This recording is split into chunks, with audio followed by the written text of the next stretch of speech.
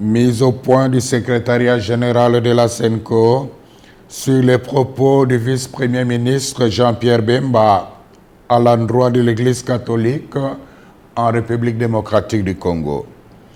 Le secrétariat général de la SENCO a suivi avec stupéfaction les propos ahurissants, discourtois et menaçants d'un ton martial du vice-premier ministre Jean-Pierre Bemba à l'endroit de l'Église catholique dans son interview à la radio Top Congo ce mardi 4 décembre 2024. Sans nous en cacher, ces propos belliqueux et truffés de contre-vérités nous ont paru peu honorables pour un homme d'État de son rang. Nous trouvons particulièrement indécent de parler des politiciens en robe. Pour rappel, parlant de l'Église catholique, le ministre des Transports et Voies de Communication a commencé par affirmer que le président de la République a accordé à chacun des 47 diocèses la faveur de bénéficier d'un montant de 1 million de dollars pour la contribution des œuvres caritatives et de développement. Une première dans l'histoire de notre pays, s'est-il exclamé. Ensuite, il s'est interrogé si les ouvrages financés ont été réellement réalisés, insinuant par le fait même que les fonds octroyés pourraient avoir pris une autre destination. Nous comprenons bien l'ironie cachée derrière une interrogation apparemment innocente. Nous déplorons cette sortie médiatique émaillée d'allusions, d'attaques et de procès d'intention contre l'Église catholique en République démocratique du Congo. Nous sommes affligés de constater que M. Bemba ne maîtrise pas les dossiers des projets financés par le Trésor public à la demande du chef de l'État. Au nom de la sagesse élémentaire, il aurait intérêt à s'informer davantage avant de prendre publiquement la parole. Revenons aux faits. La vérité est qu'il y a plus de 2 ans, à la demande personnelle et insistante du président de la République, conformément à la mise en application de l'accord cadre entre le Saint-Siège et la République démocratique du Congo sur les matières d'intérêt commun, le gouvernement de la RD Congo et l'Église catholique ont convenu de collaborer pour la mise en œuvre de projets sociaux et économiques à impact visible en faveur des populations locales à travers les 48 diocèses de la RD Congo. Sans jamais avoir été demanderesse, et surtout dans le souci de rendre service à la population, de bonne foi, l'Église s'est engagée. Auréolée de son expérience incontestable en matière de développement et des avantages de son omniprésence en territoire congolais, elle a accepté cette lourde charge en vue de contribuer au bien commun des Congolaises et des Congolais qui, comme on le sait, est souvent compromis à cause de la mauvaise gouvernance et de la corruption. Signalons toutefois que, pour des raisons pertinentes, largement compréhensibles, l'archidiocèse de Kinshasa s'est abstenu d'accéder au fonds. Dès le départ, le gouvernement congolais s'est engagé à mettre à la disposition des diocèses trimestriellement un fonds pour la mise en œuvre des projets retenus par chacun des 47 diocèses en RD Congo. Pour des raisons de trésorerie, il n'a malheureusement pas respecté l'échéance, mais il n'a pas renoncé aux engagements pris. À ce jour, plus de 2 ans après cet accord, seulement 2 tranches de 300 000 dollars ont été données, la première en 2022 et la deuxième en 2023, soit $600,000 par diocèse. Tous les diocèses se sont mis à l'œuvre.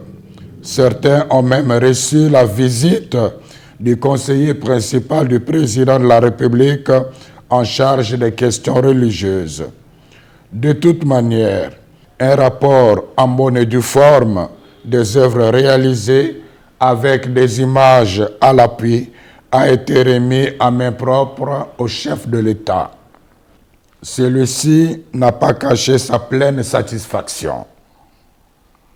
Une copie de ces réalisations a été donnée aussi à Madame la Première ministre.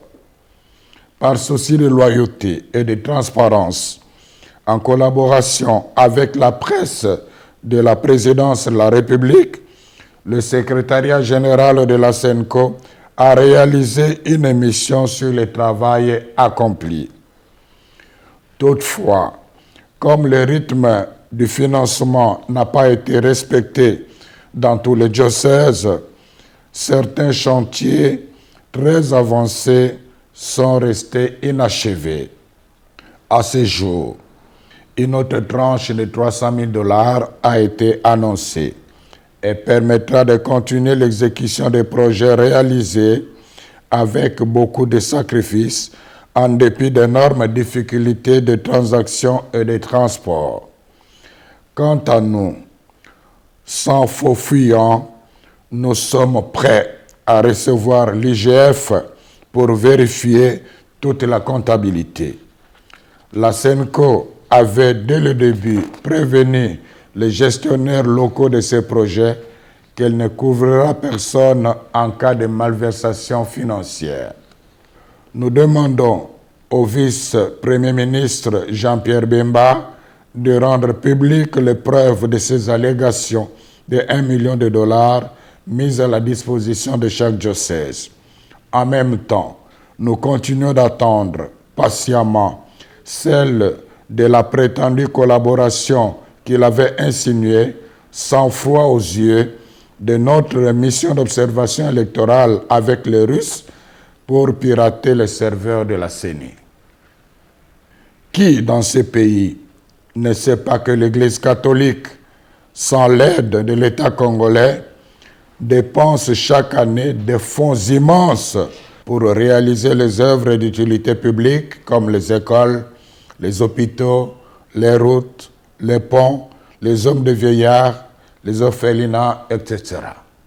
Par ailleurs, nous avons apprécié que le vice-premier ministre, ministre des Transports et Voies de Communication, rappelle la mission des hommes de Dieu de rassembler tous les fils et filles de la RDC, de parler de la paix et de l'unité.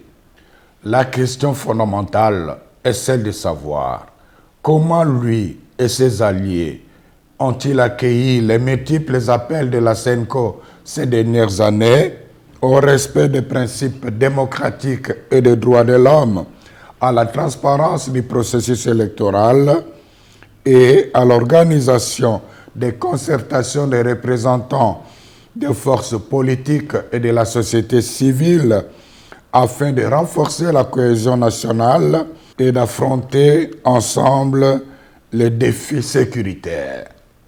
N'est-ce pas au nom de la même paix que la SENCO demande de ne réviser ni changer maladroitement et imprudemment la Constitution? C'est toujours au nom de la paix que la même Église catholique avait demandé au VPM Jean-Pierre Bemba de ne pas s'engager dans un conflit armé post-électoral. Conflit qui a fait plus de 200 morts, dont les enfants en uniforme en 2007 en pleine ville de Kinshasa.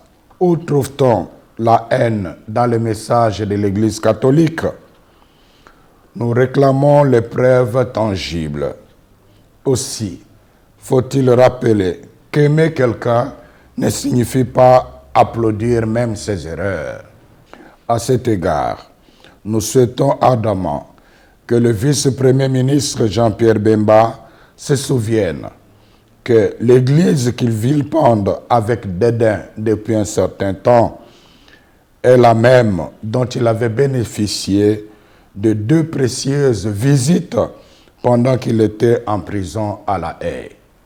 La vérité de l'histoire renseigne la sagesse, résiste à la frivolité du temps.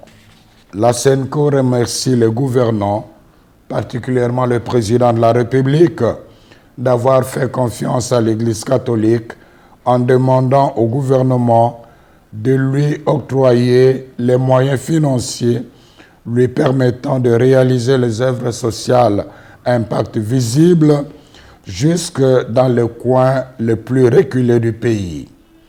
Quiconque croit que cet argent a été donné à l'Église pour acheter son silence et étouffer sa mission prophétique se trompe éperdument.